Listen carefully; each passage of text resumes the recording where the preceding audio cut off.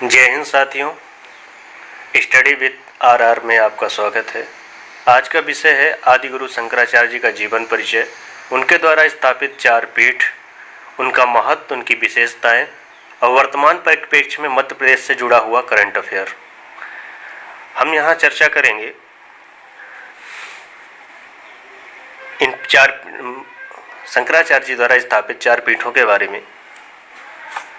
उसके बाद हम चर्चा करेंगे आदिगुरु शंकराचार्य जी के जीवन परिचय, उनसे जुड़ी कहानियाँ, उनके परकाया प्रवेश की घटना, मंडन मिश्र और उनकी पत्नी से शास्त्रार्थ, उनके संन्यास ग्रहण की कहानी, उनके विषय में और भी संबंधित बातें। इसके बाद हम चर्चा करेंगे मध्य प्रदेश से जुड़ा हुआ करंट अफेयर। चलिए शुरू करते हैं। जैसा कि आप स्क्रीन पर देख पा रहे हैं, भारत का नक्शा है जिसमें चार स्थान दिखाए गए हैं। उस चार स्थान पे चार पीठों को दिखाया जा रहा है। भारत में चार धामों की तरह चार मठ हैं जो भारतीय संस्कृति और वेदों के केंद्र हैं। इसकी स्थापना जो है केरल में जन्मे शंकर का अवतार कहे जाने वाले आदिगुरु श्री शंकराचार्य जी ने की थी। उन्होंने पूरे भारत की यात्रा की, शास्त्रार्थ किए, भाष्य लिखे और वैदिक धर्म की पुनर्स्थापना की। इन्होंने जो है वैदिक धर्म की पुनर्स्थापना एवं शोध के लिए भारत की चार दिशाओं में चार मठों की स्थापना की। चारों मठ जो है एक एक वेद को समर्पित है। इनके आज भी इनके जो प्रमुख है इनको शंकराचार्य कहा जाता है। ये चार मठ जो हैं ये पूरे भारत को एकता के सूत्र में पिरोने का काम करते हैं। जैसा कि अगर हम पूर्व दिशा से शुरू करें तो पूर्व दिशा में उड़ीसा राज्य में गोवर्धन पीठ नाम से एक मठ स्थापित है जो कि उड़ीसा के पुरी में स्थित है। अगर हम पश्चिम दिशा में बात करें तो पश्चिम दिशा के गुजरात राज्य में द्वारका शारदा पीठ नाम का एक मठ स्थापित है। इसी प्रकार अगर हम उत्तर दिशा की बात करें तो भारत की उत्तर दिशा के उत्तराखंड राज्य में ज्योतिर्मठ बद्रिकाश्रम नाम से एक पीठ की स्थापना की गई थी। इसी प्रकार अपने भारत देश के दक्षिण दिशा में कर्नाटक राज्य के श्रृंगेरी पीठ नाम से एक मठ की स्थापना की गई थी। ये चारों मठ जो है आदिगुरु श्री शंकराचार्य जी द्वारा 8वीं शताब्दी में इनकी स्थापना की गई थी।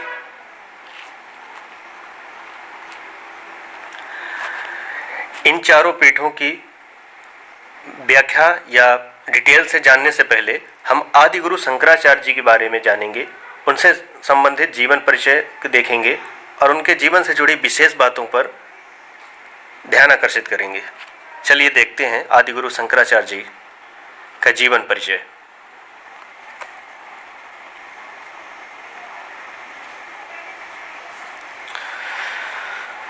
भारत के महान दार्शनिक, हिंदू धर्म प्रचारक, प्रकांड विद्वान, उपनिषद व्याख्याता, ऐसी अनेक उपाधियां इनकी प्रतिभा के सामने गौण दिखाई देती हैं। ऐसे थे महान शंकराचार्य जी। अगर इनके जन्म की बात करें तो आदिगुरु शंकराचार्य जी का जन्म 8वीं शताब्दी में 788 ईस्वी में हुआ था। जन्म स्थान इनका जो है केरल का कालड़ी या कालस या काल्पी, अलग अलग विषय पे अलग अलग बुकों पे ऐसा दिया गया है। कहीं काल्पी दिया है, कहीं कालड़ी दिया है।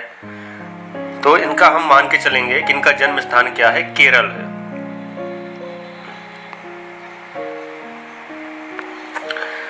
इनके माता पिता का नाम, इनकी माता का नाम अयंबा या आरंबिका है। इनके पिता शिव गुरु थे और इनका जन्म जो है प्रतिष्ठित केरल प्रांत के जो है कालड़ी ग्राम में प्रतिष्ठित नंबूदरी ब्राह्मण कुल में हुआ था। 3 वर्ष की अवस्था में जब ये होते हैं तो इनके पिता का देहावसान हो जाता है, और फिर जब ये 6 वर्ष की अवस्था में पूर्ण करते हैं तो विभिन्न विषयों का ज्ञान होता है, या कि मतलब कि 6 वर्ष की अवस्था में प्रकांड विद्वान कहे जाने लगते हैं, प्रकांड पंडित, प्रकांड विद्वान के नाम से प्रसिद्धि प्राप्त करते हैं। 8 वर्ष की अवस्था होते होते ये संन्यास ग्रहण कर लेते हैं। अब संन्यास ग्रहण करने के पीछे एक ऐसी कहानी या किंवदंती है कि बाल्यावस्था के दौरान ही ये नदी में स्नान कर रहे थे, तभी एक मगरमच्छ द्वारा इनका पैर पकड़ लिया जाता है। अब ये चीखते चिल्लाते हैं, तभी इनकी माता वहां पास आती हैं और ये माता से अपने प्रार्थना करते हैं कि माँ, मुझे जो है संन्यास ग्रहण करने दो, संन्यास ले लेने दो, अन्यथा मुझे यह मगरमच्छ खा जाएगा। बहुत ही विनती करने के बाद उनकी माता उन्हें यह आज्ञा देती है कि आप संन्यास ले सकते हैं, और जैसे ही वह यह शब्द कहती है वैसे ही मगरमच्छ द्वारा इनका पैर जो है छोड़ दिया जाता है, और यह 8 वर्ष की अवस्था में संन्यास ग्रहण कर लेते हैं।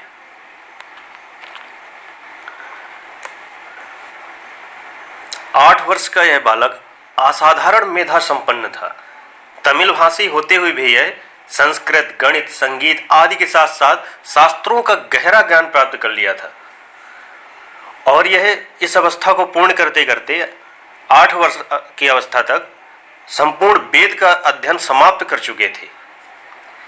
संन्यास ग्रहण करने के दौरान इन्होंने भ्रमण चालू किया, और भ्रमण करते करते यह मध्य प्रदेश में प्रवेश करते हैं। मध्य प्रदेश के महेश्वर में ही यहाँ के मंडन मिश्र, जो यहाँ के बहुत ही प्रसिद्ध प्रकांड विद्वान थे, वह और उनकी पत्नी दोनों ही बहुत ही प्रसिद्ध और प्रकांड विद्वान थे। उन्होंने शास्त्रार्थ के लिए इनको ललकारते हैं। आदिगुरु शंकराचार्य जी द्वारा मंडन मिश्र को शास्त्रार्थ में पराजित कर दिया जाता है। उनके पराजित होते देख मंडन मिश्र जी की पत्नी यह कहती है, अभी आपने एक अंग को, जैसे अगर हम अर्धनारीश्वर मान ले तो एक अंग स्त्री, आधा अंग जो है एक ही शरीर का, आधा अंग पुरुष आधा स्त्री का कहलाता है। तो इनकी पत्नी कहती हैं कि अभी आपने एक अंग को पराजित किया है, आप दूसरे अंग को पराजित करें, अर्थात आप मुझसे शास्त्रार्थ करें। तो मंडन मिश्र की पत्नी शास्त्रार्थ के लिए चुनौती देती हैं, और वह जो है मंडन मिश्र की जो पत्नी है, इनसे काम शास्त्र यानी सेक्सुअलिटी से संबंधित प्रश्न पूछना शुरू करती हैं। यह तो बाल बैरागी थे, इन्हें इस विषय में कोई ज्ञान नहीं था। इसी समय की घटना है जब यह पर काया में प्रवेश करते हैं, अर्थात दूसरे के शरीर में प्रवेश करते हैं, अपना शरीर त्याग कर दूसरे के शरीर में प्रवेश करते हैं और काम शास्त्र का ज्ञान प्राप्त करते हैं। और इसके बाद फिर मंडन मिश्र की पत्नी से शास्त्रार्थ करते हैं और उनको दोनों को, पति पत्नी को शास्त्रार्थ में पराजित करते हैं। यही थी इनकी परकाया प्रवेश की घटना। आचार्य शंकर केवल दार्शनिक ही नहीं थे, अपितु एक बहुत बड़े समाज सुधारक, धर्म सुधारक, भारत को एकता के सूत्र में बांधने वाले राष्ट्रभक्त भी थे। क्योंकि इनके समय जो था, हिंदू धर्म अनेक संकटों से ग्रस्त था। जैन और बौद्ध धर्म के अतिरिक्त हिंदू धर्म जो था स्वयं ही अपने अंधविश्वास और इनके अनुयायियों जैसे कपाली को, वामाचार्यों, कर्मकांडियों आदि के कारण खतरे में पड़ गया था। शंकर ने यानी आदिगुरु शंकराचार्य जी ने सबका मुकाबला किया और पूरे देश में घूम घूम कर अपने विरोधियों को शास्त्रार्थ में पराजित कर वेदांत मत की प्रतिष्ठा की। यहां तक कि हिंदू धार्मिक मान्यताओं में आचार्य शंकर को भगवान शंकर का अवतार माना गया है। इनके द्वारा अद्वैतवाद सिद्धांत की या फिर अद्वैतवाद सिद्धांत के प्रणेता कहे जाते हैं। इनके द्वारा अद्वैतवाद सिद्धांत दिया गया। इसके बारे में हम विस्तृत चर्चा आगे करेंगे। इनके बारे में और ये है कि मात्र 32 वर्ष की अवस्था में 1820 ईस्वी के लगभग केदारनाथ के समीप शिवलोक में यह महासमाधि को प्राप्त हो गए। शंकराचार्य ने प्रमुख उपनिषदों, भागवत गीता, ब्रह्मसूत्र आदि पर भाष्य लिखे। उनका ब्रह्मसूत्र भाष्य शारीरिक भाष्य कहा जाता है। इसके अलावा उनकी रचनाएं जो हैं तत्वबोध, आत्मबोध, उपदेश सहस्त्री, आनंद लहरी, सौंदर्य लहरी आदि हैं।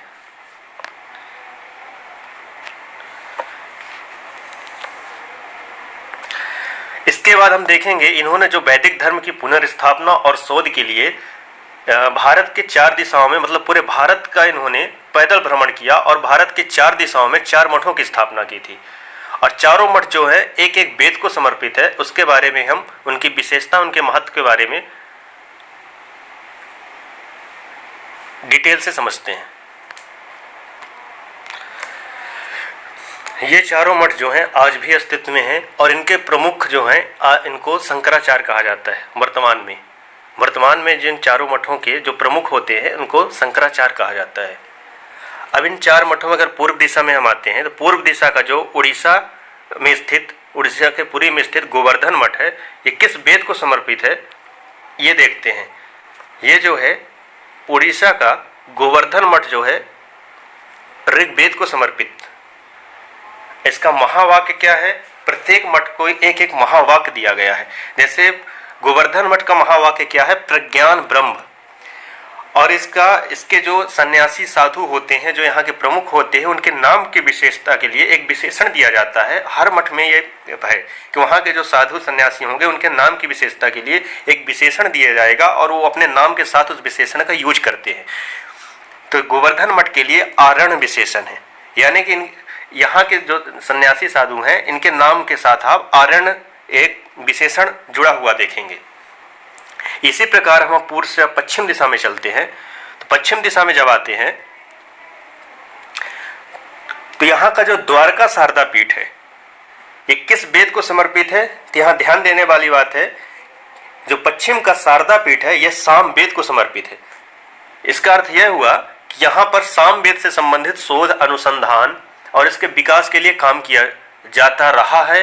पहले यहाँ किया जाता था और बाद में भी किया जाता रहा है। और इसका जो महावाक्य है तत्वशमी यहाँ का महावाक्य है। और यहाँ के जो विशेषण है, यहाँ के जो साधु सन्यासी हैं वो अपने नाम के साथ कौन सा विशेषण लगाते हैं? तीर्थ या आश्रम करके ये विशेषण का यूज करते हैं। इसके बाद हम चलते हैं पूर्व दिशा में। पूर्व दिशा जो है किस वेद से संबंधित है? तो पूर्व दिशा का जो ज्योतिर्बद्रिकाश्रम है, ज्योतिर्मठ बद्रिकाश्रम जो है उत्तराखंड का, वो अथर्ववेद को समर्पित है। और यहाँ का महावाक्य क्या है? अयमात्म ब्रह्म है, अयमात्म ब्रह्म। और यहाँ के जो साधु संत है, जो अक्सर आप ये देखे होंगे न्यूज चैनल में, गिरी, पर्वत, सागर, महा ऐसे करके जो सरनेम लगे होते हैं, इनके नाम के साथ जो विशेषण लगे होते हैं वो कहाँ के हैं? ज्योतिर्मठ बद्रिकाश्रम के साधु संत होते हैं, जिनके नाम के साथ जो विशेषण गिरि, पर्वत, सागर जैसे विशेषण यूज किए जाते हैं। फिर हम चलते हैं उत्तर से दक्षिण भारत में। दक्षिण भारत का श्रृंगेरी पीठ जो है कर्नाटक में है। यह किस वेद को समर्पित है? यह जो है यजुर्वेद को समर्पित है। और यहाँ जो महावाक्य है वो क्या है? अहम ब्रह्मास्मि। ये बहुत ही पॉपुलर हुआ है बॉलीवुड में। और कौन सा एक्टर है वो? नवाजुद्दीन सिद्दीकी। नवाजुद्दीन सिद्दीकी ने इसे बहुत ही पॉपुलर कर दिया है अहम ब्रह्मास्मि को। लेकिन ये क्या है? ये श्रृंगेरी पीठ का एक महावाक्य है। और यहाँ के जो साधु सन्यासी कौन सा विशेषण यूज कर सकते हैं? सरस्वती या भारती जैसे विशेषण का यूज करते हैं। इसके बाद हम देखेंगे कि आदिगुरु शंकराचार्य जी का मध्य प्रदेश से क्या संबंध रहा और वर्तमान सरकार जो है इसके लिए क्या कार्य कर रही है। आदिगुरु जो हैं संन्यास के बाद भ्रमण के दौरान जो है एक लंबी पदयात्रा पर गए थे और इसी दौरान वह केरल से मध्य प्रदेश के नर्मदा के तट पर पहुंचे। वहां जो ओंकारेश्वर का स्थान है और अमरकंटक, लखवरिया, कपिलधारा यहाँ पर उन्होंने काफ़ी समय व्यतीत किया। और इसी दौरान उन्होंने यही जो है, अगर इसका मुख्य रूप से अगर एग्जाम पॉइंट व्यू से देखा जाए तो शंकराचार्य जी की जो दीक्षा स्थली या ज्ञान की भूमि किसे कहा जाता है, तो मध्य प्रदेश को कहा जाता है। मध्य प्रदेश जो है शंकराचार्य जी की ज्ञान की भूमि और दीक्षा स्थली है। यहीं पास उन्होंने अपने प्रथम गुरु गोविंद योगी या फिर गोविंद भगवत पाद जी से दीक्षा ग्रहण की थी और यहीं पर उनका कार्यस्थली भी रहे। शंकराचार्य जी द्वारा यहाँ भ्रमण करके लाखों सन्यासियों को दीक्षित किया था। इनके दौरान जो है अनूपपुर नाम, जो जिला आज का अनूपपुर जिला है, उस दौरान उसका नाम क्या होता था, अनुपम देश कहा जाता था। और जो सोहागपुर है वो सौभाग्यपुर के नाम से जाना जाता था। वर्तमान मध्य प्रदेश सरकार जो है आदिगुरु शंकराचार्य जी की 108 फीट ऊंची प्रतिमा जो है ओंकार पर्वत जो ओंकारेश्वर में है वहां स्थापित करने का निर्णय लिया है। अगर यह जब स्थापित होने के बाद यह मध्य प्रदेश की सबसे ऊंची प्रतिमा, मध्य प्रदेश का सबसे ऊंचा स्टैचू कहलाएगा। इसके कुल हाइट की बात करें, जिसमें इनका स्टैचू का चबूतरा, पुष्प आदि फुल लेंथ की अगर बात करें तो कुल मिला के यह 199 फीट की होती है। यहीं पर एक स्थान और दिया गया है सिद्धेश्वर कूट। यह क्षेत्र भी यही ओंकारेश्वर के समीप है। यहाँ पर हॉट स्पॉट वर्तमान में है। एक टापू के बीच स्थित एक बहुत ही अच्छा हॉट स्पॉट है। यहाँ पर हमारे प्रदेश के मुख्यमंत्री समय व्यतीत किए हैं और इसके विकास के लिए तरह तरह की योजनाएं लाई। इस वजह से सिद्धेश्वर कूट का भी यहाँ मेंशन किया गया है। यह जो चित्र आप देख रहे हैं, मध्य प्रदेश सरकार जो है शंकराचार्य जी की ज्ञान स्थली ओंकारेश्वर को कुछ इस प्रकार से विकसित करने का निर्णय लिया है।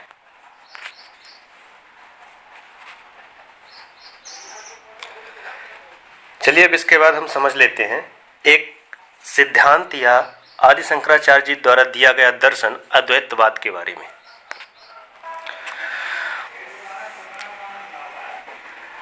इनके द्वारा दिया गया दर्शन जिसको कहा जाता है अद्वैतवाद। ऐसे कई विशिष्टाद्वैत, द्वैताद्वैत, ऐसे बहुत से दर्शन दिए गए, लेकिन इनके द्वारा जो दिया गया वह है अद्वैतवाद, जिसका अर्थ होता है जहां सत्ता दो ना हो, अर्थात ब्रह्म, जीव और ब्रह्म दो नहीं अपितु तत्वतः एक हैं।